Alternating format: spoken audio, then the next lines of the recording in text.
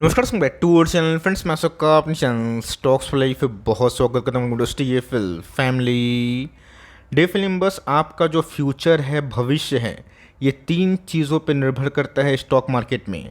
सबसे पहला दोस्तों राइट स्टॉक, दूसरे की बात की जाए राइट वैल्यूएशन और तीसरे की बात की जाए राइट बाइंग लेवल। अगर दोस्तों आप सही में निवेशक पॉइंट ऑफ व्यू से बड़ा पैसा कमाना चाहते हैं तो सही स्टॉक में एंट्री करिए, सही वैल्यूएशन पे, और ऑफ कोर्स उसके बाद दूसरा होता है राइट बाइंग प्राइस। मतलब वैल्यूएशन पॉइंट ऑफ व्यू की बात की जाए, कभी पी अप होता है, कभी पी डाउन होता है, कभी इंडस्ट्री में टेलविंड्स आते हैं, कभी इंडस्ट्री में हेडविंड्स आते हैं। लेकिन दोस्तों बाइंग प्राइस सही होगा तो ही दोस्तों लॉन्ग टर्म में बड़े पैसे बनते हैं। और बाइंग प्राइस और स्टॉक सिलेक्शन गलत होगा तो घूम फिर के दोस्तों आप स्टॉक मार्केट को ना अपशब्द बोल के निकल जाएंगे। बाज़ार की बात की जाए, मेरे लिए इस मंदिर से कम नहीं है, बिकॉज इस बाज़ार ने बहुत निवेशक को माला माल किया और बहुत लोग को बहुत ही कंगाल भी किया है।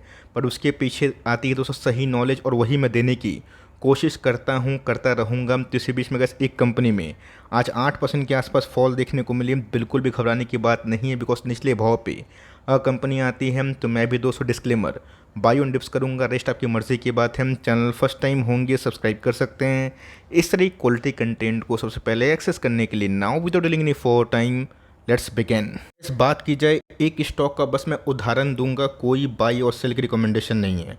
और अगर आप इसमें निवेश करके बैठे हैं तो इस वीडियो को इग्नोर कर सकते हैं। ये दोस्तों बस एक एग्जांपल पॉइंट ऑफ व्यू की बात है। मेथड पे गाइस नायका की बात की जाए, इसको इसलिए डिस्कस कर रहा हूँ बिकॉज आप तक ना सही मैसेज पहुँचे। मैं इस वीडियो में गाइस जिसको बात करने वाला हूँ ना उसको थोड़ा देर बाद खोलूँगा। लेकिन यस, मैंने नायका का डिस्कशन क्यों किया कि कंपनी में कोई ख़राबी नहीं है, कंपनी में ग्रोथ भी हमें देखने को मिल रही है। बट दोस्तों क्या होता है वैल्यूएशन और राइट टाइम एंट्री, यही दोस्तों सबसे इम्पॉर्टेंट है। अगर आप इससे वंचित हैं तो लॉन्ग टर्म में गैस बहुत ही बड़ा लॉस होगा। और सही में अगर आप देखें तो 400 के भाव पे गैस कंपनी के आईपीओ आए थे, मतलब लिस्टिंग गेन हुई थी, और उसके बाद गैस स्टॉक 60% डाउन है। अभी भी अगर आप देखें तो 2000 के प्राइस ट्रेंडिंग पे ट्रेड करता है और 42,000 करोड़ के आसपास की मार्केट कैप है। मतलब दोस्तों कंपनी को जो निवेश करके बैठे हैं वो क्या पॉइंट ऑफ व्यू से निवेश करके बैठे। यस, ग्रोथ तो समझ में आता है और बिजनेस सस्टेनेबल भी है, लेकिन क्या सही में ये कंपनी लॉन्ग टर्म में कैश जनरेटिंग मशीन बन पाएगी? आंसर दोस्तों सीधा प्रॉफिट पे आता है। कंपनी चाहे जितनी भी बड़ी मल्टीबैगर क्यों ना बन जाए, पीछे से गैस जब तक प्रॉफिट का उछाल नहीं आएगा, जब तक मार्जिन स्पेंड नहीं होंगे, तब तक गैस वो सब कंपनी मल्टीबैगर तो क्या आप भूल ही जाइए। तो नायका में तो गैस जो टॉप लाइन है ना वो बहुत तेज़ी से ग्रोथ हो रहा है, बट 5% के आसपास मार्जिन से कोई कंपनी कितना ही वेल्थ बनाएगी। और आप देख सकते हैं कि जो कंपनी छोटा मोटा ही प्रॉफिट दर्ज कर रही है, आईपीओ के बाद कंटिन्यूसली प्राइस डिक्लाइन हो रहा है। क्यों? तो प्रॉफिटेबिलिटी में दम ही नहीं है। इसलिए कैसे स्टॉक तो ख़राब नहीं है, चलने वाला भी है। क्या वैल्यूएशन कंफर्टेबल है? बिल्कुल नहीं। क्या प्राइस अभी भी भले ही 400 से 140 के आसपास आ गया, क्या सही में इन्वेस्टमेंट पॉइंट ऑफ व्यू से अभी भी लायक नहीं? डजन मैटर दोस्तों कि स्टॉक कितना गिर गया, मैटर ये करता है कि स्टॉक में कितना बड़ा अपसाइड उनके अर्निंग्स में आ रहा है। जब तक ऐसे सब नहीं होगा ना तब तक आप मार्केट में पैसा नहीं बना पाएंगे। उसी बीच में गाइस दूसरे साइड में एक कंपनी है जिसने सबको सरप्राइज़ किया अपने नंबर से। और आप देख सकते हैं कि 1290 करोड़ के आसपास के सेल से कंपनी कंटिन्यूसली बेसिस पे ऑफ कोर्स नायका से कम ही सेल्स करती है। लेकिन एक चीज़ आप देख के दंग रह जाएंगे, हैरान रह जाएंगे कि जब नायका का आईपीओ आया, इस समय भी गाइस इस कंपनी का आईपीओ आया और कंपनी अपने आईपीओ से 6-7 गुना भाग गई। और दैट सरप्राइजिंगली नायका को प्रीमियम मिला था, इस कंपनी को 11% लिस्टिंग डिस्काउंट में लिस्ट करवानी पड़ी थी अपनी कंपनी को। और अगर आप देखें तो कंपनी दोस्तों उस लेवल से भी ना अच्छे ऑपरेटिंग मार्जिन जनरेट करती है, जिसकी वजह से गाइस 40% के आसपास ओपीएम।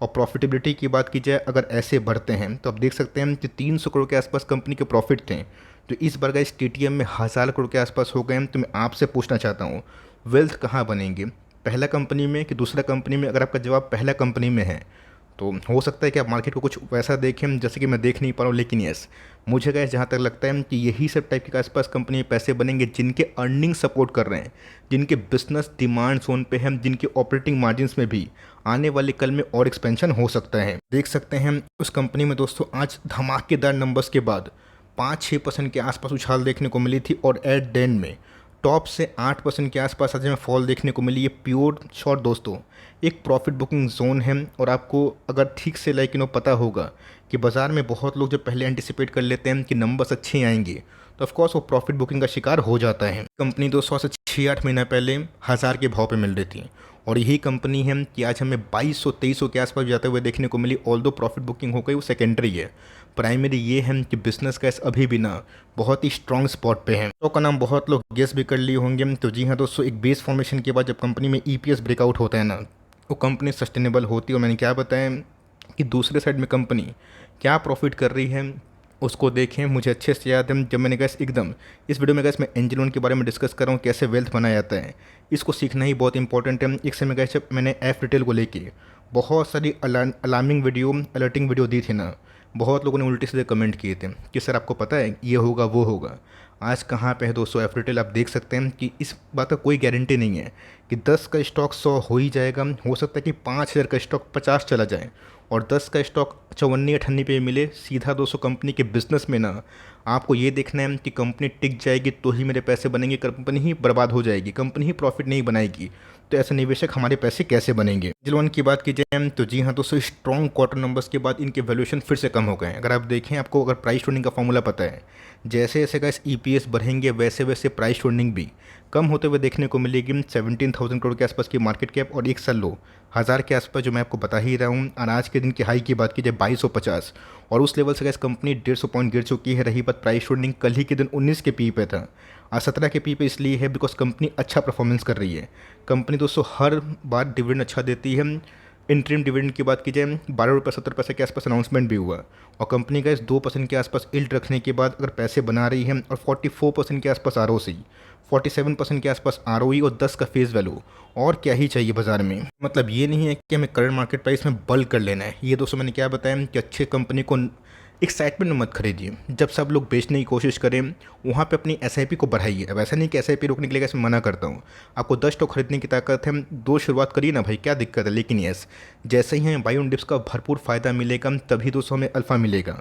इस क्वार्टर के नंबर्स की बात की जाए 1048 के आसपास टॉप लाइन, 42% के आसपास ऑपरेटिंग मार्जिन। प्रॉफिट की बात की जाए आपके सामने प्रूफ है कि कैसे इस क्वार्टर में 304 करोड़ के आसपास प्रॉफिट, जो 2021 का इंटायर प्रॉफिट से भी बड़ा हमें देखने को मिल रहा है। और यही सब कंपनी में गैस वेल्थ बनते हैं। भले ही लिस्टिंग गेन नहीं मिली, डिस्काउंट लिस्टिंग हुई, लेकिन यस उस लिस्टिंग से अगर आप देखें तो कंपनी 7 से 8 गुना बढ़ चुकी है। सबसे गैस स्टॉक प्राइस भागा है, बहुत ही अव्वल है। लेकिन यस एक चीज़ दोस्तों मैं आपको बताना चाहूँगा, सितंबर के डेटा में कुछ चेंजेस हमें देखने को मिल रहे हैं, जहाँ पे रिजर्व्स तो ऑफकोर्स कंपनी के बढ़ते हुए देखने को मिल रहे हैं। इस बार कंपनी के रिजर्व्स 2500 करोड़ के आसपास हो गए हैं। लेकिन दोस्तों कंपनी की बोर्डिंग्स भी इस बार ना 2x हो गए। आप सबको अच्छे से पता है कि बहुत सारी ब्रोकिंग कंपनी को फंड की आवश्यकता होती है अपने क्लाइंट्स को देने के लिए। और सिंपल सी बात है, एफ.एन.ओ में गैस जो बूम हुआ है ना, आपको अच्छे से पता है कि बहुत सारी कंपनीज ऐसी भी हैं, बहुत निवेशक ऐसे भी हैं तो सीधा सोचते हैं कि शॉर्ट टर्म में पैसे बन जाए। और मेरा ऐसा मानना है कि इंडिया एक इमर्जिंग कंट्री के संग ना यूथ वाली कंट्री है, जिसमें आने वाले कल में अगर आपको दूसरा विकल्प नहीं मिलेगा, short term money making scheme से लोग स्टॉक मार्केट में आएंगे। बट येस, उससे आप भ्रमित नहीं हो। एफ.एन.ओ में भले ही आप ब्रोकिंग वाली कंपनी में पैसा लगाइए, कोई दिक्कत नहीं है, बट एफ.एन.ओ से दूर रहिए। ये सब गैस एक ऐसा चीज़ होता है जहाँ पे आपको सालों ही कमाई ना 10 साल की कमाई 10 दिन में उड़ जाते हैं। और इसका एग्जाम्पल ना हमने बहुत बार देखा भी है। ये सितंबर क्वार्टर में गैस अभी भी इनके शेयर होल्डिंग पैटर्न में कुछ चेंजेस हमें देखने को नहीं मिल रहे, बिकॉज ये जो आंकड़े हैं ना जून का ही हमें दिखाई पड़ रहा है, जहाँ पे 38% के आसपास प्रमोटर की होल्डिंग है। बताना चाहता हूँ दोस्तों, ये 5% के आसपास फॉल आपको इसलिए दिखाई पड़ रहा है बिकॉज कुछ प्रमोटर होल्डिंग हमें पब्लिक में शिफ्ट होते हुए देखने को मिल रही है, जहाँ पे 29 से 34% के आसपास हो चुके हैं। लेकिन यस एफ.आई.एस जून क्वार्टर में गैस अभी भी 17% के आसपास स्टिक लेके बैठे थे। डी.एस की होल्डिंग की बात की जाए 10% है, तो हो सकता है कि जल्द ही शेयर होल्डिंग पैटर्न में कुछ चेंजेस देखने को मिलेंगे। और जो नया चेंजेस आएगा मैं आप सब तक कन्वे ज़रूर करूँगा। इस हिसाब से गैस जिस हिसाब से कंपनी ग्रो कर रही है, आने वाले कल में जो कंपनी का ग्रोथ है, अगर आपको लगता है कि इंडस्ट्री ग्रोथ करेगा और इस इंडस्ट्री में कंपनी अच्छा करेगी, तो दोस्तों चिंता वाली कोई बात नहीं है, सिलेक्शन आपके पास है। आपको पता है कि ग्रो ने दोस्तों एक्टिव यूज़र के पॉइंट ऑफ व्यू से ज़ीरोधा को बीट कर दिया। मतलब दोस्तों जो लायक कंपनी है ना, अच्छा कर रहे हैं। आईसी सिक्योरिटीज़ की बात की जाए या फिर जो फुल टाइम ब्रोकर्स हैं, उनके बिजनेस चौपट इसलिए हो रहे हैं बिकॉज वो अभी भी दोस्तों ब्रोकरिंग जो चार्जेस हैं ना वो काफ़ी एक्सपेंसिव दे रहे हैं, जिसकी वजह से कैसे एंजल वन ने सही टाइम पे पलटी मारी। और ऑफकोर्स एंजल का बिजनेस ना अच्छा किया। तो अगर आप 1 लाख की पूंजी 30% सालाना ही सोच के लगाते हैं और 20 साल तक होल्ड करते हैं तो ही पैसे बनेंगे। कॉर्पस की बात की जाए आप देख सकते हैं ऑलमोस्ट 2 करोड़ के आसपास है कि रातों रात पैसे बन जाएंगे, नहीं। कंपनी को हर बार हम लोग को देखना है कि कंपनी कैसा नंबर पेश कर रही है। अब बेयर मार्केट की बात की जाए, आपने देखा ना 6 महीना पहले का इसकी स्टॉक 2000 का था, मतलब पहले 1 साल हाई की बात की जाए इसके पहले वाले 2000 के भाव पे था। हज़ार भी हुआ, क्या कंपनी डूब गई? नहीं दोस्तों, यही चीज़ सीखना बहुत इंपॉर्टेंट है कि पीछे से अर्निंग का सपोर्ट रहेगा ना, तो ही कंपनी का सपोर्ट रहेगा। इस बात में कोई गुंजाइश नहीं है कि 70% स्टॉक क्रैश हो गया उसी में ही पैसे बनेंगे, और जो 10% भी क्रैश नहीं हुआ, गिर ही नहीं रहे, उसे पैसे नहीं बनेंगे। महंगा महंगा इसलिए होता है बिकॉज पीछे से ना अर्निंग का फंडामेंटल सपोर्ट करता है। आपके पास नहीं का है तो गुस्सा मत हो जाइएगा। मैं दोस्तों बस एक एग्जाम्पल, एक उदाहरण दे रहा हूँ।